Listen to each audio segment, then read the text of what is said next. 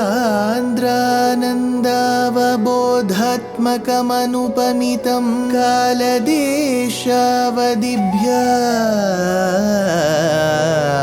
निर्मुक्तं नित्यमुक्तं निगमशतसहस्रेण निर्भास्यमानम् अस्पष्टं दृष्टमात्रे पुनः उरुपुरुषार्थात्मकं ब्रह्मतत्त्वं तत्तावत् भाति साक्षात् गुरुपवनपुरे हन्त भाग्यं जनानाम् अग्रे पश्यामि तेजो निबिडतरकला यावली लोभनीयं पीयूषाप्लावितोऽहं तदुतरे दिव्यकैशोरवेशं तारुण्यारम्भरम्यं परमसुखरसास्वाद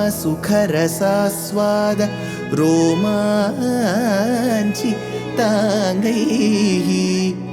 आवीतं नारदाद्यैः विलसदुपनिषत् सुन्दरी मण्डलैश्च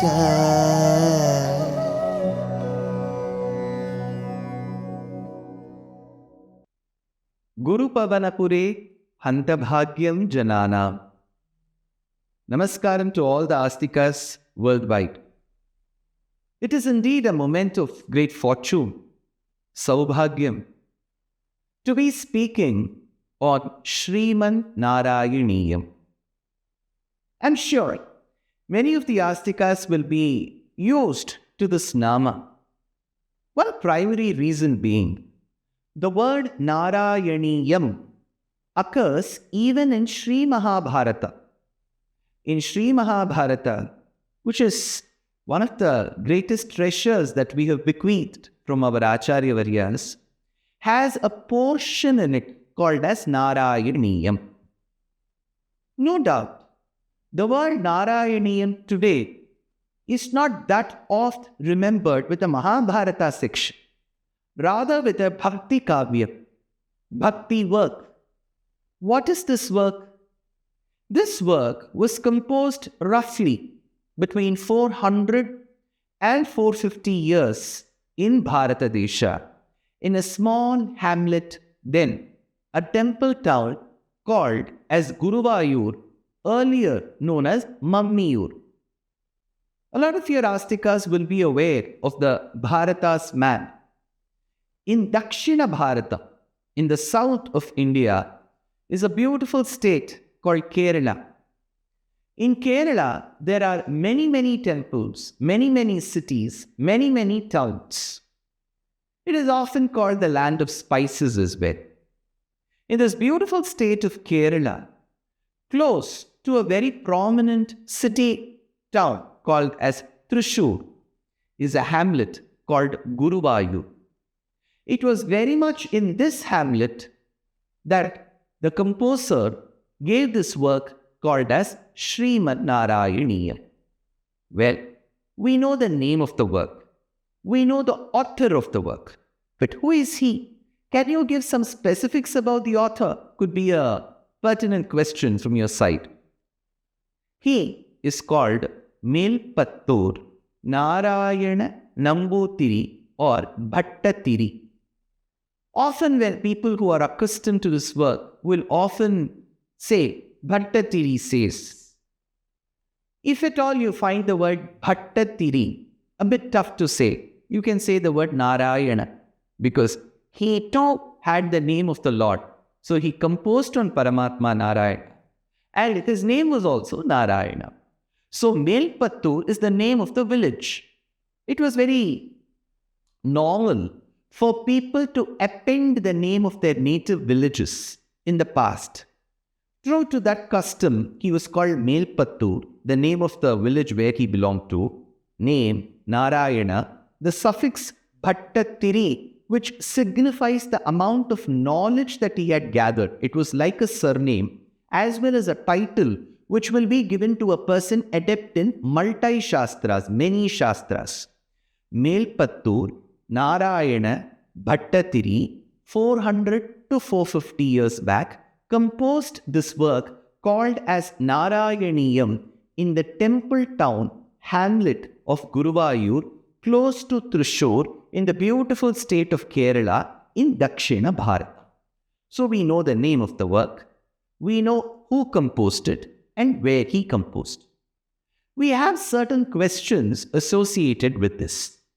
Why did he have to compose? What were the circumstances that led to him composing this work? What is this work all about? And why should he compose it in Guruvayur and nowhere else? And who was he? We know the name, but do we know his whereabouts? What is his biography? Could be a volley of questions that you may want to throw at me.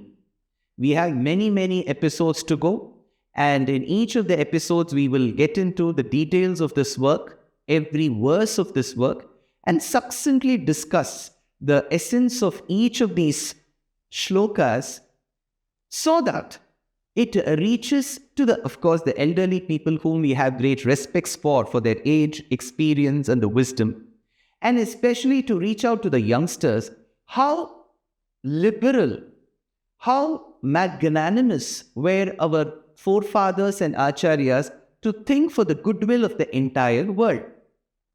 Well, there is a big phalam, fruit for reading or listening to this work. Every such listener, all of you who are listening, wherever you are, however, whatever you're doing, there will be a phalam, there will be a fruit. And the fruit is immense. What is it? You may ask me. I will tell you slowly. First, let us understand what is this Guruvayur all about. Sir, Guru. We have heard of the word Guru, which means a teacher. Vayu, air, wind. Or maybe in the south of India, you must have heard of this word Ur, which is very regional in approach to determine a town. Kadalur, Coimbatore. Oh, there is some Ur there. So it's some place. So there is some place, Ur, which is associated with two people, Guru and Vayu. So Guru, Vayu, Ur, Guru Vayur. Well, sir, that's very interesting. But what is this place all about? Could be your question. We have to go into the past while dealing with our Puranas. It is said that there was a couple called Prishni and Sutapas. Prishni and Sutapas as a couple, as a dampati, desired for a well-accomplished, very well-disciplined child. Of course, every set of parents desire a child, the girl or the boy. But they also should desire a child with the grace of Paramatma who is able to do something good for the world. The child should not end up being a detrimental cause, an anti-social element, an anti-national element. The child should be thinking good for the society, should be thinking good and welfare for all sections of the society. So this set of parents, Prishni and Sutapas, wanted a child.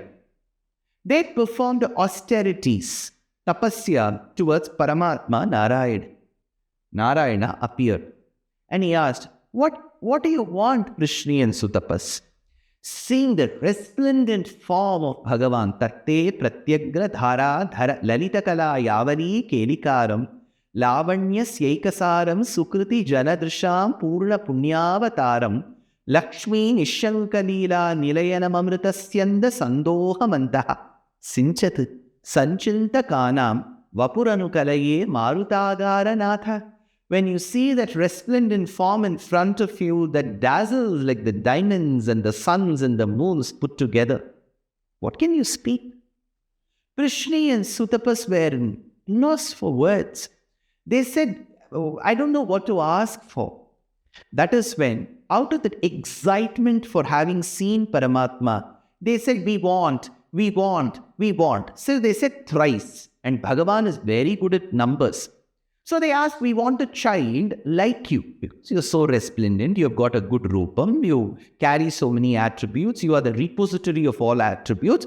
Give us a child who is like you. Now Bhagavan was in a dilemma.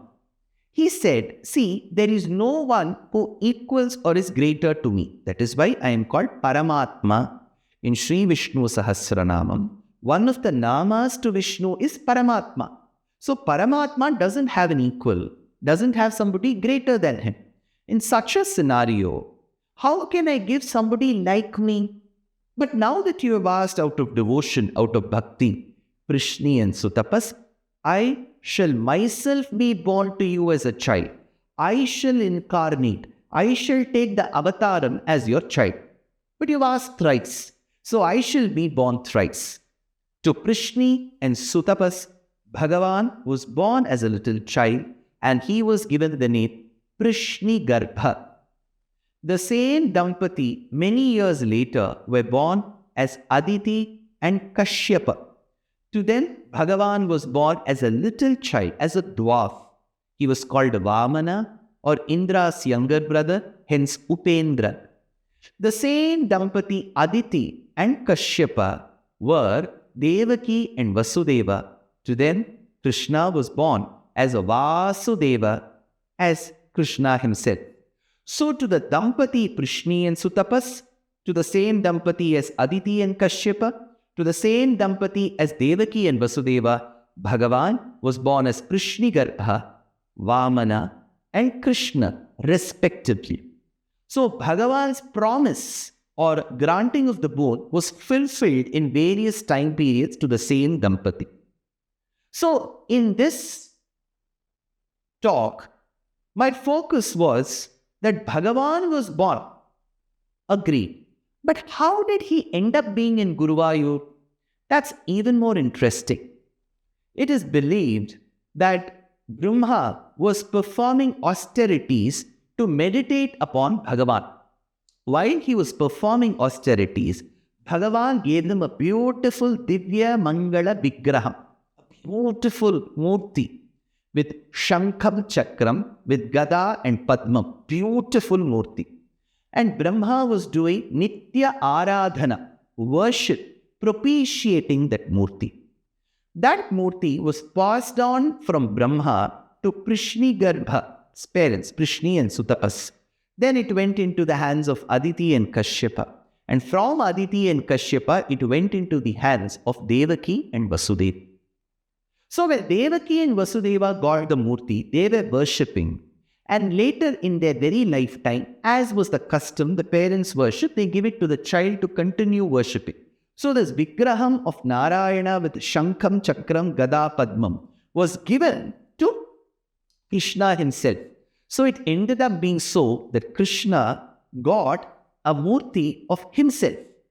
But what happened to that Murti? That's even more interesting. Krishna continued doing Aradhana to this Murti wherever he went. After Kamsa's death, he was in Mathura. From Mathura, he shifted his base to Dwaraka for safety because of Jarasandha's attack. So Krishna was propitiating this Divyamangala Vigraham of Nārāyaṇa as Vasudeva Murti. This Murti of Krishna, worshipped by Krishna, was continuing for a very long time.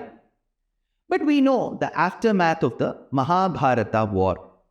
There was a curse pronounced upon Krishna by Gandhari that their clan, Krishna's clan, will soon deplete or go into oblivion because they will be infighting. True to these words, Krishna's capital called Dwaraka suffered major floods and there was infighting amongst people. That is when this Vigraha had to be passed. What happened to that Vigraha? We will see in the next episode.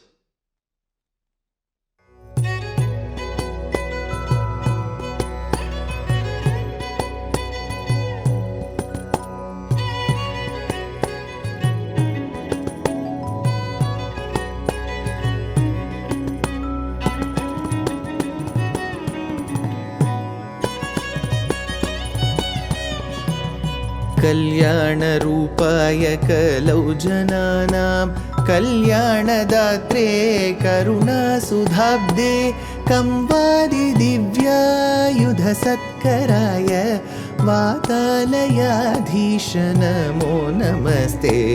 Narayan Narayan Narayan Narayan Narayan Narayan Narayan Narayan Narayan Narayan Narayan Narayan Narayan Narayan Narayan